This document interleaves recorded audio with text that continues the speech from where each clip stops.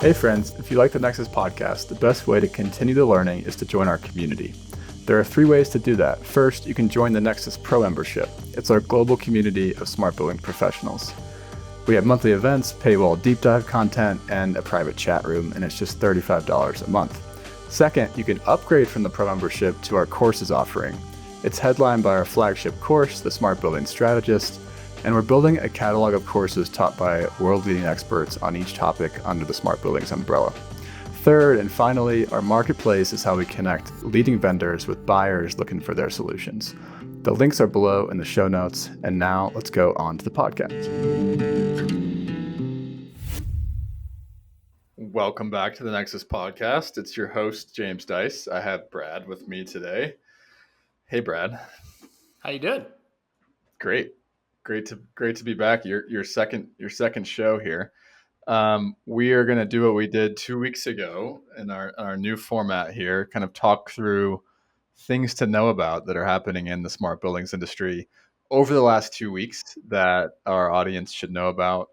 This is intended to give all of them sort of a taste of what's going on in our community and outside of our community. We've heard so much about how people walk their dogs with us, or they commute with us, go on trail runs if you're like the two of us, right? So this is that, but for the full experience, everyone should realize like the best way to engage with us is to be subscribed to the newsletter. That's where all the news is coming out, and then our full take on each headline, every piece of content we publish, invites to all of our events, things to know about. And so basically how to avoid FOMO is to be subscribed to the newsletter.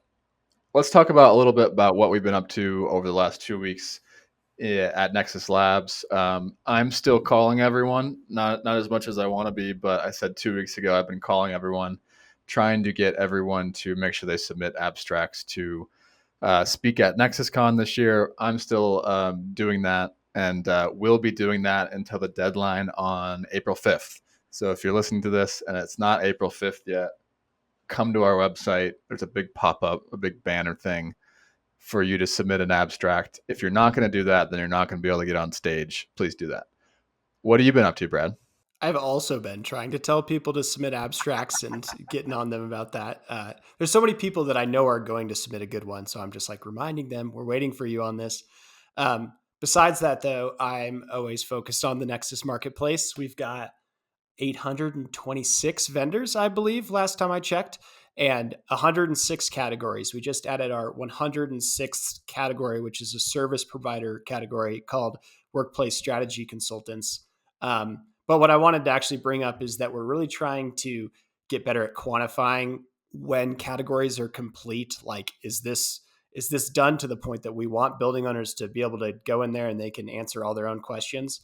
And I went through all of them, and we have 15 core categories that I define as complete. And complete means that all of those categories have average pricing info that we've gathered from vendors that are in that space. They have at least 10 vendors listed. Some have like 40 listed. And then there's at least 5 vendors who filled out their own profile details. So we know that everything that they have is as up to date and as thorough as possible because they're the ones who provided it. And then we vetted it based on, RFIs and demos and things like that. So that list of 15 is growing weekly and what we're driving towards. Yeah. And this was kind of like a pinch me moment for me when you told me that we had these. I was expecting the marketplace to be a lot less complete, but we've just been hustling over the last year since you've been on board, kind of focusing on it. We've also had quite a few RFIs that have filled in whole categories, thanks to the building owners that have sort of trusted us with their RFI process.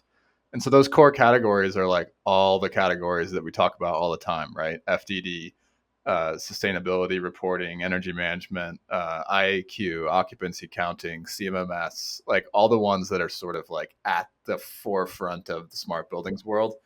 We now have enough information that a building owner or a consultant could really get in and at least shortlist, but almost sometimes like get down to 1 or 2 with the information we have, which is a huge value to the industry. I'm like patting ourselves in the back here, but like it really is pretty crazy the amount of information that's in here now that someone would have had to do so much work before. And Googling it and ChatGPT don't have like the nuance that we have when it sort of comes to sort of creating what do they do and how do we create that framework that the vendors sort of sit inside, which I think is cool. If you were a building owner and you were just getting started on one of those core categories, like you wanted to purchase that technology or just learn more about it, if you watched our buyer's guide on it and then went to the category in the marketplace to see what's there too, like you've just done 2 months of research Yeah. in 30 minutes. Yep. Yep. So yeah, that's great. You're welcome, everyone. All right. I'm also excited about our new process. We've had our partner program going on for 2 years now. We've just each year added something to our partner program. So we have 40 plus vendors that are our partners. Last year we added the conference, obviously. So we've just allowed them to attend the conference and exhibit in the expo hall at the conference. This year we had to one up it one more time. And so we've added what we're calling an industry analyst portion of the partnership. And we've kicked that off recently with one of our new partners, Air Things, and we're about to take it to all of our existing partners over the next quarter or so. And I think this is interesting to like kind of note what we've seen so far, which is really helping a vendor understand how they're like where they fit in the marketplace now that we have this marketplace tool built. And given where they fit in the marketplace, what sort of content should they be thinking about producing over the next year as a partner of ours? And I just feel like this process is really going to be fruitful for our vendors, but not just our vendors, but also like the industry as a whole, helping people figure out who their competition is, how they stack up, what stories they might want to tell as a result is, I think, a really still important thing for helping buyers differentiate between the vendors themselves. Yeah. We have so many conversations externally with people where we bring up the phrase status quo to talk about smart buildings because they'll give a demo or they'll explain what they're trying to do, and so many people agree that they're really competing against the status quo, which is like no building owner buys this technology and they just keep going the other way. So I just think this industry analyst is a really good way to dive into that and see like when you can position yourself and see who you are and see how your offering really is compelling to building owners, then you can market against the status quo rather than just sitting there trying to differentiate yourselves and fight for 1% of the actual market. Yeah. Yeah. And it's a lot of times it's advocating on behalf of your category, right? So we've talked about to a lot of our partners, your first step is to validate that the category you're in is needed. The second step, once they realize that the status quo is not going to work and your category is going to work, then you can start to differentiate. But if you don't validate the category first, then it doesn't work. All right, let's jump into the news from these last couple weeks. Okay. You want to kick us off? Yeah, I'll go first. So our first piece of news is in our building performance and controls section. So that's for like energy managers, that type of person. And this is news from us. We finished our battery energy storage RFI. So we had a couple of different building owners who sponsored this. We talked about the maintenance management one in our last podcast, but this one, we had some new building owners. They're looking at battery energy storage. They're trying to figure out, what works, who they should talk to. We created a list of, I think, 47 questions that were really important to learn about battery storage vendors and what their offerings were. And we put those out to the battery energy storage market and got replies back. And ironically enough, at the same time, you had seen that there was another major battery fire that was just announced. I think it was in California that just happened. So anyway, we've been sharing those results with our building owners, and maybe just I have a couple of key things that come straight to mind from those results. Well, first of all, yeah, go ahead. Well, I was just going to say the reason we prioritize this category, like when you think about battery energy storage, you're not always connecting that with smart buildings. But the reason we prioritize this category is when we're doing an annual poll on what building owners are most interested in. And it was pretty hot. Like it was a hot category. And then we had three building owners in particular, PGIM, Colorado University, Duke University, that were participating in this RFI, like actively seeking out the results. So for people wondering why we dove in on this topic in particular, that's why. Yeah. The other big thing of why this is pertinent now that keeps coming up when we talk to people is the I believe it's NEM 3.0, which is the new net energy metering in California that more or less makes it so that the money that people were getting from having PV panels, it's a lot harder to get the same amount of savings. So when you're trying to actually calculate the ROI or the justification for adding solar panels, you almost have to have a battery now. So people are pairing those two devices together as kind of one thing that you would put into your building. Um, Two quick just takeaways. Like I was thinking, if I could share with our audience a couple things from the RFI. The first one is that almost all the respondents had an LFP battery, a lithium iron phosphate battery, which is a type of lithium ion battery. So that's kind of like becoming the market standard. Like almost everyone's using those. There was a couple of other responses from newer technologies, but that definitely dominated. And the reason that I bring that up is that we also asked for some dummy pricing, just like how much would it cost to install a 1 megawatt battery. We gave some details on the facility. Obviously, not enough information to give a great quote, but just wanted to see what we could get back. And all the respondents who gave a price for their LFP installation, or not the installation, just the battery itself, they were like super, super close on price. And when I was trying to think, like, what does that mean? What's the takeaway here? And I was talking to Mandy Whedon about this too. We were going back and forth on it, but um, it kind of tells you that the battery itself is a little bit commoditized with all those vendors. So then where are they really going to differentiate? And it's really two places that weren't in the quote. And it's the software side first. Like almost all these providers paired their battery with some sort of a software that's typically doing battery optimization. So it's integrating with your solar, it's integrating with your EV chargers, generators, something like that.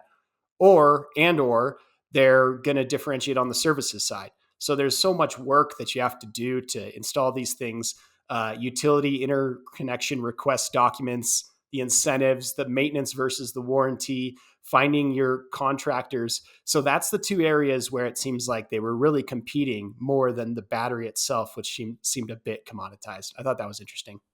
Yeah, and I thought that the piece around the software was especially interesting with the overlap between category, the marketplace.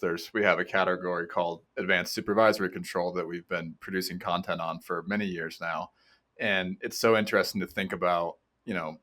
You have a software application that is already taking control of some devices in your building. Now this is another one that could potentially take control of different devices, and how much convergence around one controls application will we actually have in the building, or will it just be different applications? So that'll be interesting as we evolve, and we're planning on doing a piece on that, I think, in a couple months. So Yep. all right, let's Cool. move on. Let's go to digitizing operations and maintenance. We had a article. This is another piece of news from us that we're pulling.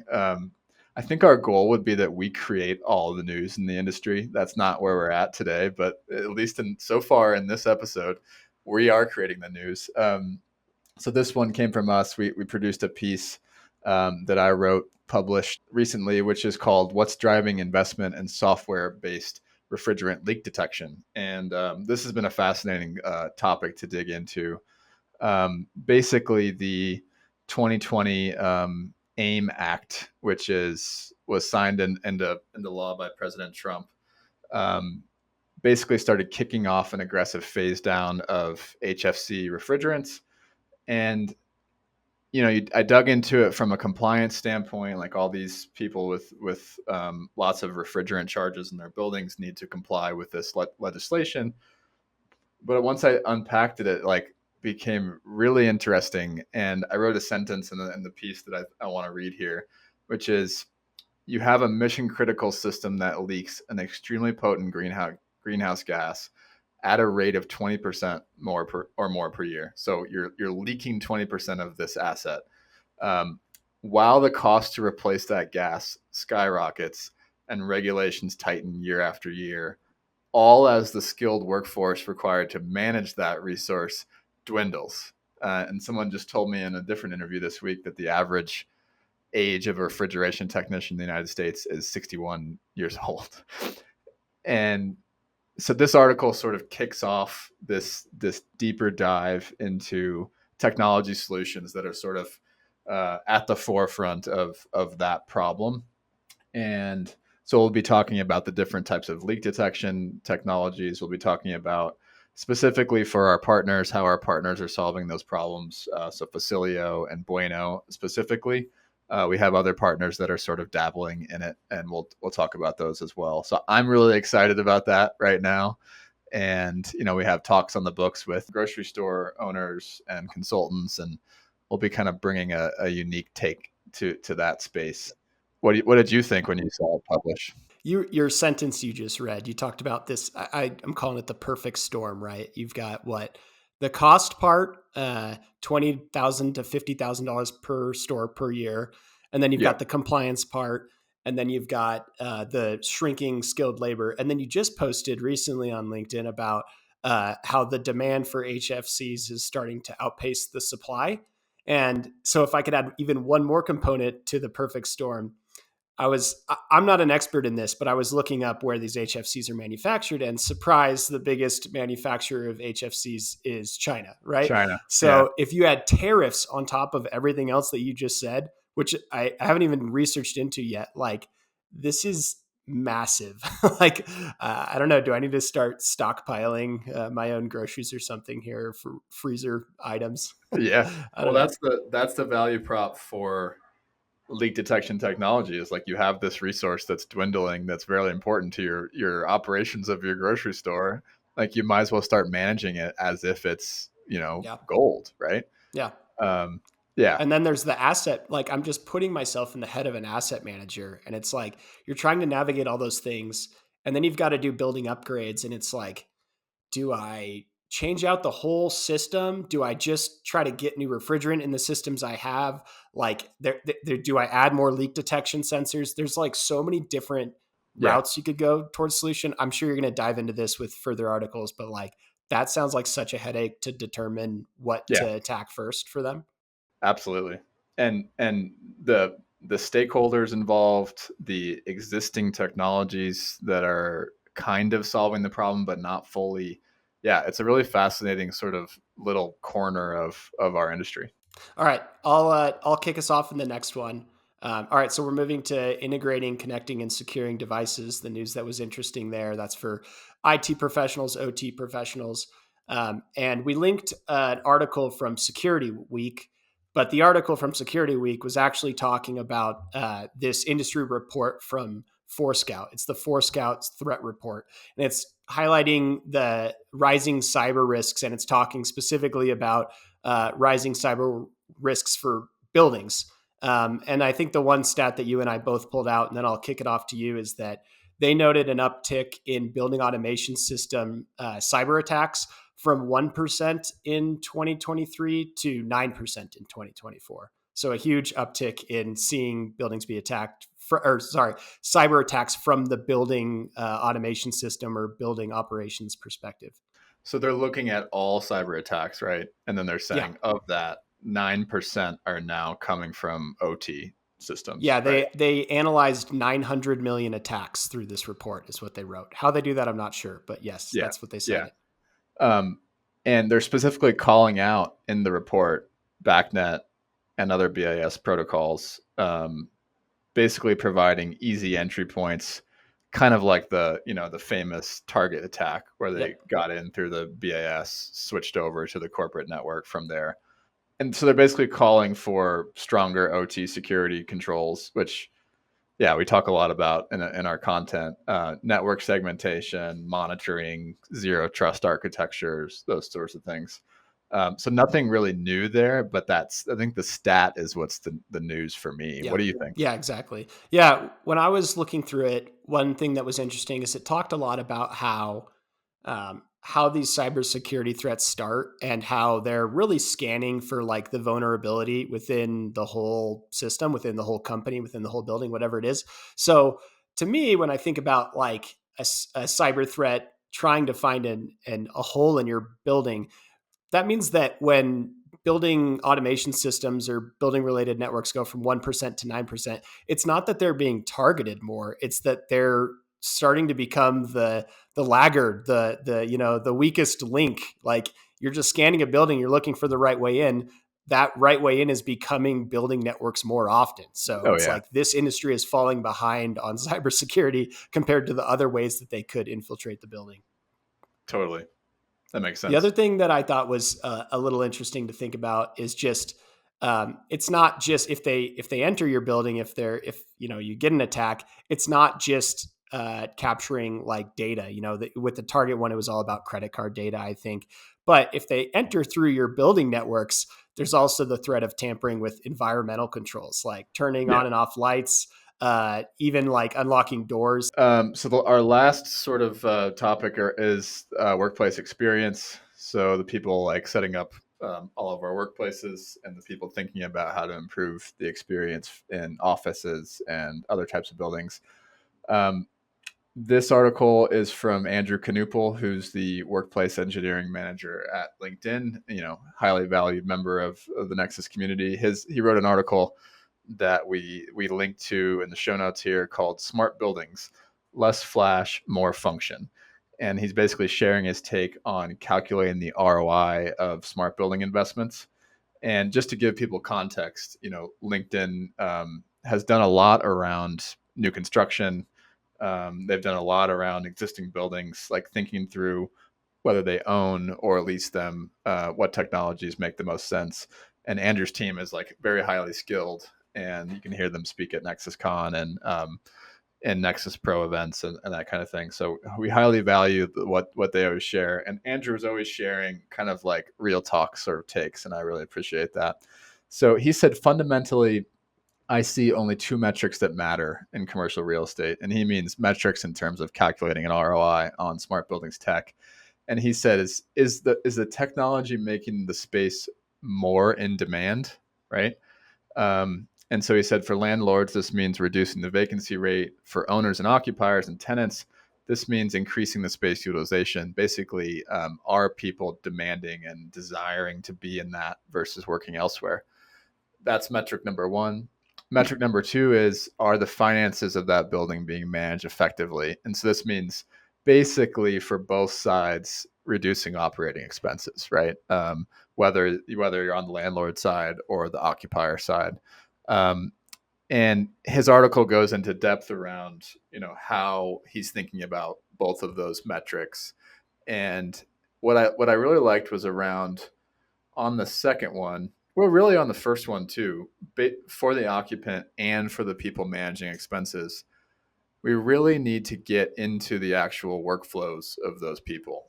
And so if we're going to improve space demand, how are they using it now? What are they doing now? If we're going to improve operating expenses, how are those expenses being managed now? What are the existing workflows?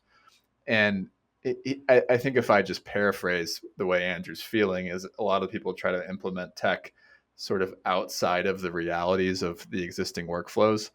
And I feel like we've been saying the word workflow for the entire existence of Nexus Labs. So it really resonated with me to like really someone's out there doing this every day in a real building, and they're trying to drive business value for this occupier. And really it comes back to integrating the tech into those workflows. What do you Yeah. think? Yeah, I mean, this conversation, I feel like I've had something related to this conversation so many times with so many building owners recently, about really driving quantitative metrics with your smart buildings implementations instead of qualitative. Mm. Shout out Mm-hmm. to Christian Nelson from Low Tide Properties. He and I talked about this for like an hour, but just his frustration with people telling them how their technologies are going to make all these soft, non-tangible benefits to his building. And he wants exactly the same thing Andrew was talking about. He wants operating expense reduction and operational efficiencies. So like things like how long does it take to close an open ticket? So Andrew did a great job of like driving home how you can look at your smart buildings program and try to create a real ROI that's quantitative, not qualitative. But I also like that Workplace managers are trying to make environments as high quality as possible in ways that are more qualitative. And he did make a point to be like, you should have a budget for that. You should be experimenting and trying to do new things and see what it does for your building, but keep it separate from your core business case, because you're just going to get wrapped around the axle about whether it's working or not if you try to bring in that qualitative stuff. Yeah, you don't want your whole program to be looked at in jeopardy. And so the program is where you need to drive true business value. And then you're experimenting over here. I think that's great. The other thing that Andrew brought up that was useful or I thought was interesting was his take that the smartest buildings that he's been into you usually don't notice, because if we're talking about increasing operational efficiency, that means that no one's going to notice it because it's going to make what they were already doing easier. So it's not like they're doing new things. They don't realize this building's very smart because it's just making the things they were already doing easier rather than Yeah. flashy, oh, I wasn't even thinking about that. Now I see it. So I thought that was there's a certain amount of like what he's saying that not saying is like, don't try to change existing workflows, right? How are you integrating the tech into those existing workflows to make them easier? I thought he had a good follow. I asked him a follow-up question around how workplace, managers like him are thinking about IAQ, and he shared an interesting take. It's not so much that he's viewing IAQ as another thing that needs to have an ROI to it. He's basically saying that providing good air quality is a piece of infrastructure. If it's the basic deliverable to provide that space for their occupants, right? The people who work at LinkedIn. And the sensor provides ability to say whether you're doing a good job at that or not. And so it's almost like, it's not necessarily like an add-on that I need to justify. It's, are we doing our jobs, right? Which I thought was interesting. So tying this back to the industry analyst call and thinking about how vendors can beat the status quo, right? It's really about, for every technology out there, if you guys are a smart buildings vendor listening to this, every technology out there needs to figure out how to make their way into the table stakes, right? Exactly. And that's the biggest thing that I think people are struggling with right now, is it's currently not table stakes to use smart buildings technology for most categories. And how do you make it more table stakes for more types of buildings, right? All right, that's all for the news today. Let's do some carve outs. All right, you go first, Brad. Okay. My carve out is that it's getting warm in Colorado. So I've been starting to get hyped up to do some mountain biking again. I kind of set my bike down since last year, but I specifically remember doing a ride in December and knowing that there was something wrong with my bike and I can't remember what that is. And I was looking at it and I still don't know what it is. So my option is like to start a ride and get a certain distance in and realize it's not working. And then I'm always trying to tie these back, right? And that's like, I can't fault detect on my bike. I don't have any technology for it to let me know what's wrong until I actually get on it and realize what's wrong. So hopefully I'm not too far down the path when I realize what's going on with it. I mean, I think a lot of facility managers feel that exact way, right? Right? Like, if you turn on that chiller again, that something's not going to spin up right. Yeah, exactly. Yeah. Oh yeah. Like as it gets hotter outside, we're going to need that, extra system that hasn't been running all winter. And what the hell is going to happen with that extra system? Yeah, exactly. Yeah. Mine is, I've been thinking a lot about the news lately. I'm sure I'm not alone. I've been starting my mornings trying not to like start my actual day with what's going on in the news, but it's almost like really hard not to recently. And so I have this like funny routine where I'll play piano first. I've been learning the piano, and so I play piano right when I wake up, so that I'm not like starting the news immediately. And then I read the news, and so I've been learning about things like, well, how do tariffs work recently for obvious reasons, and then I close my news routine with the Wordle of the day. And so that's been my routine lately. So I'd love to hear in the audience if there's any other Wordlers out there. I know that all 4 of our team members all play Wordle, which is funny. So that's basically you put a wholesome sandwich around the news. I try to piano in the front around the news. Yeah, exactly. That's great. I don't want to put me into like this reactive, grumpy mood lately. So anyway, That's all for this week. We'll see you again in a couple weeks and talk about more stuff. Thanks, y'all. Okay, friends, thank you for listening to this episode. As we continue to grow our global community of changemakers, we need your help. For the next couple of months, we're challenging our listeners to share a link to their favorite Nexus episode on LinkedIn with a short post about why you listen. It would really, really help us out. Make sure to tag us in the post so we can see it. Have a good one.